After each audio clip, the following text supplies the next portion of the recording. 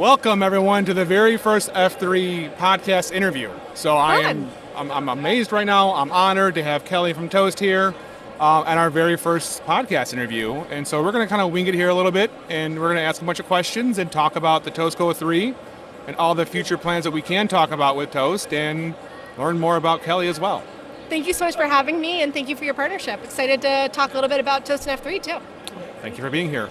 Okay, so the Toast Go 3 is coming out. Now, Yes. I remember when the Toast Go came out. Me too.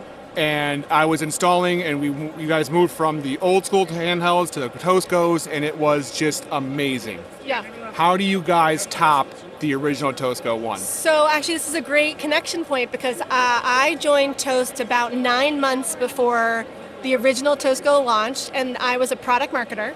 And that was my first product launch that I worked on for Toast, was the original Toast Go.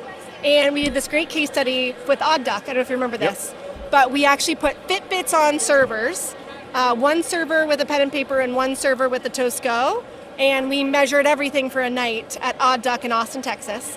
And how many steps they took, what their tips were, table turn times, sales, all the things. And of course, the servers with the Toast Go's had higher tips, more sales, better, faster table turn times, and less steps.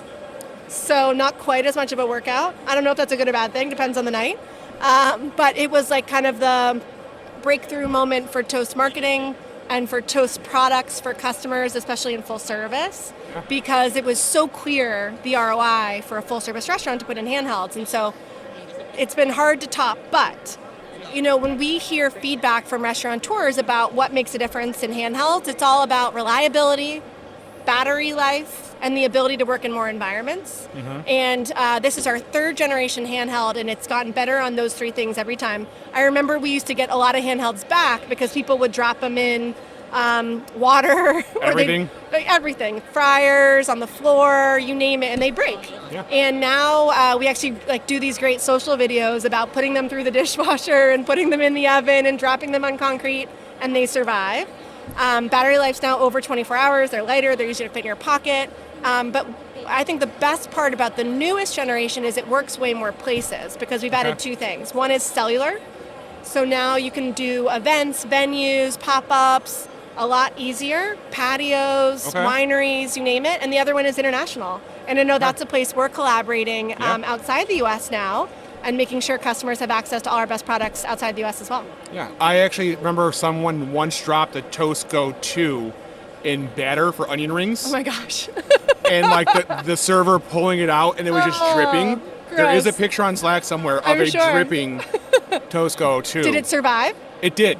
It did. This was the Toast Go 2. That's pretty cool. That's really cool. I remember the groundbreaking moment of the Toast Go 1 and just making installers' lives easier. Especially, it was the all-in-one credit card reader versus the 2. It used to be like the plug-in dongle and the Bluetooth. thing. Yeah. Yep. The Bluetooth never worked quite as it was supposed to. No, it did not. But hey, kept me busy. Yep. Speaking of international, you guys are launching in multiple countries now. Yeah. How do you guys take the hospitality you guys have here in the States and bring it to a new country? Yeah, so we are now in UK, Ireland, Canada, and Australia is the newest edition. And, one of the things is there's a lot about restaurants that's common in these countries. Mm-hmm. So, we show up and we make sure we're running great, reliable products in any new market we're in. But every time we enter a new country, we also learn something. Yep.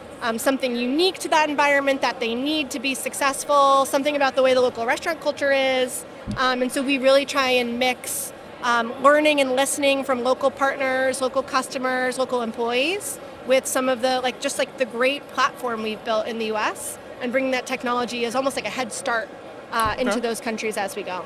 That's great. In my travels to the UK, seeing kind of the painfulness of paying your check, and yes, they can't take your card, but even still doing it yourself is very painful. So I'm excited the next time I'm going there in a couple of weeks to see the new takeover, if you will, from Toast into the market space, because it needs to be better and more efficient. Fun fact, I lived in London for 4 years in my 20s. Okay. I was working for an investment bank, so not in restaurants, although I went to a lot of great restaurants. And I try and get over there for Toast at least once a year. And one of the most fun parts about it has been seeing Toast progress, right? Get a little bit more widely adopted in kind of central London in particular. but also get a sense for how the restaurant industry over there is evolving. Some of my favorite old haunts from longer ago than I care to admit are still there, but there's so many new restaurants and so much innovation happening in the food scene there. That's one of the fun parts about working in this space. I know you care a lot about hospitality and food as well. Yeah. Well, first off, it is nice to see the expansion. Like Chicago, when I started at Toast, we were up to 5,000 restaurants in October of 17. So watching it grow there, the same way it was here, amazing to see. Did you join in October 17? I joined in July of 17. Okay, August 17. Yeah, and we got the email that came out. It was like, our 5,000 customer, because every single Friday was the email out. Yeah. So, it was. It's changed a lot. It's changed a lot. Yeah. Okay, so aside from the Toast Go 3, what else are you guys excited about coming out? So, I mean, the big announcement this week at the National Restaurant Show, which is where we are, beautiful booth, by the way, is Toast IQ Grow. Okay. Which is all about using AI plus a software platform plus a human in the loop, actually, a marketer, to help grow same-store sales for restaurants. You know, you talk to restaurants all the time. I'm sure you hear the same thing. Same-store sales is tricky this year. Yeah. And so we're really focused on applying AI to drive revenue for restaurants and realizing that often the thing that people are most strapped on is time. Yes. To go work on things like growing same-store sales. So we've got a person plus an AI agent focused on that problem for them, and we're seeing restaurants grow on average 8%. Wow. Which is a huge number. It's important right now, especially with the cost of everything, that 8% matters immensely, and the time. It matters a lot. It's a big number for a restaurant. And usually the barrier to growing is it's time, especially if you've got a great product. So that's a thing I'm super excited about sharing. And then a couple weeks back, I run our enterprise business for Toast too. So of course, Drive-Thru. Huge deal for us and a great opportunity for installing. Drive-thrus are complicated. They are. They take a lot more technology. There's a lot going on in those stores. And so for us, the cool thing about Toast right now is you can do like an all-in-one drive-thru setup with the order confirmation boards, with a new drive-thru mode in the POS and a lot of KDS enhancements, and all the digital menus. And then installing that and making that all work great is the big opportunity. Yeah, and then you have one person to talk to whenever you need support or help, or you want to add on modules, you have it all right there in one. Totally. The supportability of it is huge because often if those are all disparate systems, and we see them that a lot, you buy the digital menu boards from someone, the POS from someone, the KDS from someone, maybe the indoor boards from someone else, or the kiosk from someone else. All of a sudden, you've got 5 different vendors to manage versus, hey, it should all be fed by one central content management system, one central POS with the menu, and then one person to call when something goes wrong. Wow, amazing. Such growth in the time. It's amazing. It's been fun. Okay. What is your favorite restaurant to go eat at in Chicago? Oh, in Chicago. I'm partial to Let Us Entertain You guys. Okay. They are such wonderful customers of Toast, and they spend a lot of time giving us feedback on the products. Okay. And so I always try and go see the new Let Us Entertain You openings while I'm here. I'm going to RPM Italian tonight. Great place. For the branded event, and so I'm really excited to check in and see how they're doing. But last night we did an event at the Aviary. Okay. Alinea Group is a new customer on Yes, Toast. they are. I have not yet had the pleasure of eating at Alinea, but it is now on my Toast bucket list. I will tell you, I talked about this, I think, with Sean last year. I took my wife for her birthday last year. It was my very first time. And I was almost in tears. And I'm not an emotional person, but like watching the choreographed dance. Totally. It was like, this is why we do what we do, so they can do this. And then when they signed with Toast, after they did the install. Oh, you did? Cool. Yes. And I made sure that Chris Yates, who's one of our old school technicians, he flew in. I was like, I won't be in town. I go, this better go off perfectly because this is a very near and dear account for me. Yeah. And it will be for Toast. So yes, please go out there and try their food. Yeah. It is amazing. I got to do the cocktail last night where you do the slingshot and you break the ice, and then it was fun. It's really, and it's a show. And it's an experience, and they take such pride in their craft, and that's it was pretty special. So, but you guys are also part of why they're able to do what they do because don't worry about technology, you guys got to cover for them. Yeah, I was very proud to see all the Toast stations around the Aviary last night, and it's always a great feeling. Yeah. Same thing, by the way. That the new thing that I get excited about when I travel is we've been rolling out at Marriott's. And I checked into the Westin River North for the weekend, and I went down in the morning, get my coffee, and it was on Toast. Yep. I'm a Marriott guy myself, so I only stay at Marriott's. Totally. They know me way too well. Do they put the little gift in your room yet? Oh, yeah. Oh, yeah. You spend a lot of time I'm in there. Marriott's too. I'm there.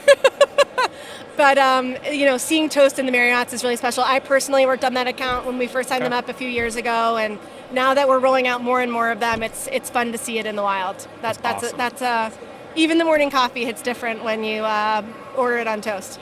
Great. Yeah. All right. So, what is your favorite dessert? Of all time? All time. Oh.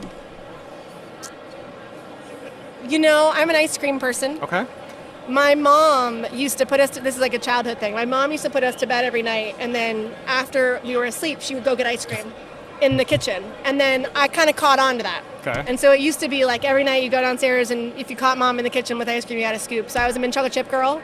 I love mint And so, I'm always down for a scoop of ice cream. Okay. What's your favorite dessert? I can never say no to tiramisu. Ooh, it's a little bit fancier than mine. If they have it, it's like tiramisu and French onion soup. If I see it on the menu, I gotta get it. But I do love ice cream. My very first job was at Oberweis, another Toast customer. Mm-hmm. And I was scooping ice cream and making milkshakes. And so my daughter is in acting class in Western Springs. And she knows that when I take her to acting class, on the way back, we're going to stop. Yeah. And we're going to... So she likes my chocolate chip as well, so... It's the classic. Malt or no malt? No malt. No malt. Okay, so my husband's from Wisconsin, and he's a malt guy. Okay. Yeah, no. It's a different thing. Yeah. I don't know. Never. I mean, I've had it, but it's not my thing. Yeah, I get it. What restaurant should I not miss next time I'm here in Chicago? See, everyone always asks. It depends on your mood. I love a good Rico Benny steak sandwich. I will bring people there. Las Corolla in River North is an old school Italian restaurant. Bring cash. Or Freddy's in Cicero. Dave Portnoy was just there a couple weeks ago. Yeah. It all depends on the mood. I feel like you know all the best spots, so. I know the random ones that you're not going to find on the map. Yep. That's why I love NRA being here, because I can take my friends out and show them a good time wherever we are, and say, we can grab food here, drinks here, and I can show off my city a little bit. That's awesome. A home game's a good way to do it, and Chicago's a great food city. Every time I come here for NRA in the spring, I feel like the sun's out, people are out, excited to be here, and Chicago shows up. Yeah. Well, thank you for being here. Awesome. Thanks for having me. Excited for your new podcast. Thank you. It'll be great.